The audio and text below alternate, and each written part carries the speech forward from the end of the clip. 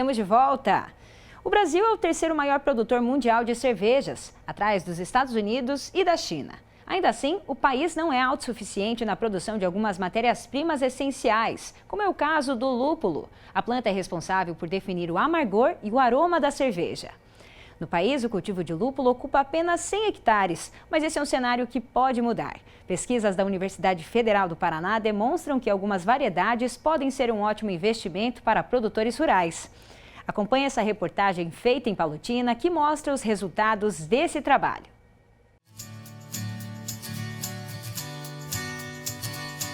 Essa planta chama a atenção, principalmente pelo modo como é cultivada.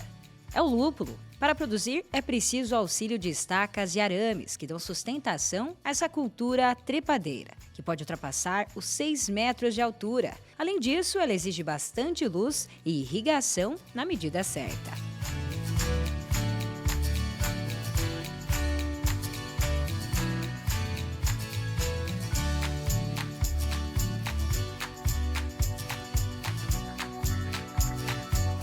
O lúpulo é um grande conhecido do Sato. Ele é coordenador da área de pesquisa do campus da UFPR de Palotina. O interesse pelo cultivo da planta começou em 2018, com apenas algumas mudas. E não é que deu certo? A partir daí, em 2019, foi criado o LUPA, grupo que se dedica exclusivamente aos estudos sobre o lúpulo. A gente não sabia direito do que se tratava essa cultura, só sabia que era ingrediente da cerveja. E aí alguns alunos me procuraram, com interesse de estudar um pouco mais. A gente plantou as primeiras 100 mudas, em 2018 mais ou menos. Em 2019 o grupo cresceu um pouquinho e a gente começou a trabalhar com outras variedades de lúpulo, outros sistemas de condução, iluminação diferenciada, a gente ampliou. Aí também trabalho com manejo de pragas, adubação, controle de doença, enfim, todas as áreas da agronomia. A área experimental tem 3.000 metros quadrados, que abrigam 400 plantas de 16 variedades. A posição dos pés é projetada dessa forma, em V, técnica de manejo que tem dado certo nos países europeus, de onde veio o lúpulo. O lúpulo é uma planta que cresce muito rápido, o desenvolvimento dela é gigantesco. Em determinada fase ela cresce até 30 centímetros por dia. Então assim, a gente precisa estar atento todos os dias. O manejo que a gente utiliza aqui, espera a planta chegar lá no alto, e enquanto ela não chega lá no alto, ela tem iluminação. A gente coloca uma iluminação complementar. Quando ela chegou no alto, a gente desliga a luz e aí ela floresce. Aí ela fica com esse aspecto aqui que vocês estão vendo. Durante muito tempo se entendia que ele precisava de frio. Tá? Nos estudos que a gente realizou aqui na universidade, em outros institutos, a gente percebeu que ela não é uma planta que precisa de frio. É uma planta que tolera o frio. Tá?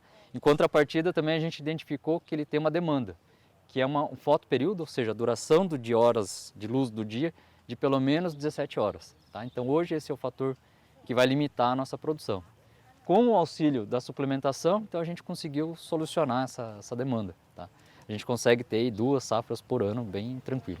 Por aqui, os acadêmicos fazem a avaliação da qualidade do lúpulo, desde o plantio das mudas, manejo, colheita, secagem e classificação.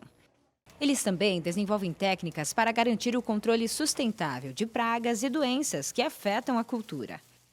E agora eu estou aqui para conversar com alguns dos acadêmicos que fazem parte desse projeto do LUPA.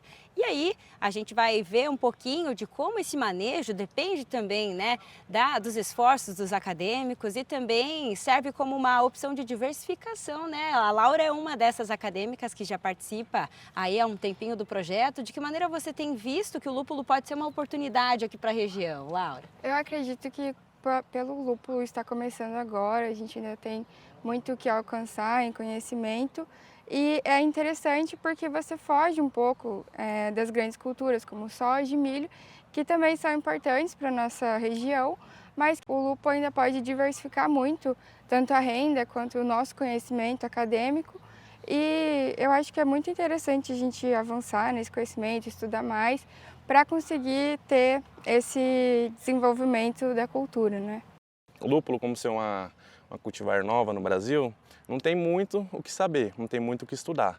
Com isso a gente vai desenvolvendo técnicas aqui, a gente mesmo. Igual a gente estava com situações de ataque de vaquinha. a gente, o que a gente faz e tal, vamos pensar numa estratégia assim que possa resolver nosso problema. Aí eu converso com outros colegas meus, com o nosso orientador, o Alessandro Sato, a gente implantou armadilhas aqui na área, como vocês podem observar, que, nossa, isso daí foi muito importante para o desenvolvimento, porque antes as plantas estavam sendo bem atacadas.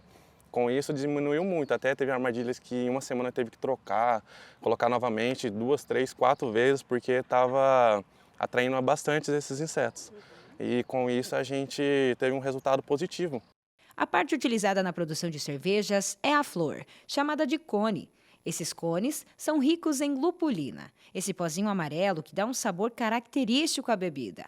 Após classificados, os cones são levados para o laboratório, onde são feitas as principais análises químicas da lupulina, a medida de alfa-ácido, que define o amargor, o beta-ácido, o aroma, e o óleo essencial, que define o perfume do lúpulo. Após as primeiras análises em laboratório, o lúpulo passa então pelo processo de pelletização. Isso é feito na empresa criada pelo Vitor e o Andrei, que são integrantes do grupo de pesquisa. Nós acompanhamos o beneficiamento dos cones do lúpulo que viraram pellets. É o processo de pelletização e sobre isso eu vou conversar com o Vitor e com o Andrei, que são os responsáveis aqui pela NSG, esse processo de beneficiamento. Sejam bem-vindos, pessoal. Amém. Obrigado. Como é que vocês podem definir, então, a pelletização e de que maneira ela vai concentrar aqui, as flores do lúpulo? A pelletização, o principal objetivo é transformar a flor em pellet para utilização na cervejaria, para evitar transtornos da cervejaria com resíduos do próprio lúpulo. Então, é uma forma que a cervejaria utiliza em pellet. É muito difícil utilizar em flor, porque atrapalham os equipamentos da cervejaria. O processamento dos cones em pellets tem tido cada vez mais demanda e facilita a mistura na hora da fabricação de cervejas. Hoje o lúpulo usado no Brasil ele é praticamente 100% importado. Tá? Assim, tem algumas iniciativas nacionais, mas isso ainda no meio cervejeiro é irrelevante, né? Então a gente considera em 98% do lúpulo utilizado ele é importado. Então o plantio no Brasil ele tem tudo para vingar, assim, porque existe uma demanda muito grande e o valor agregado dele é alto, né? Então o produtor hoje ele consegue tirar ali facilmente 50, 60 mil reais por hectare entregando a flor, né? Se for fazer a pelletização esse valor agrega ainda mais.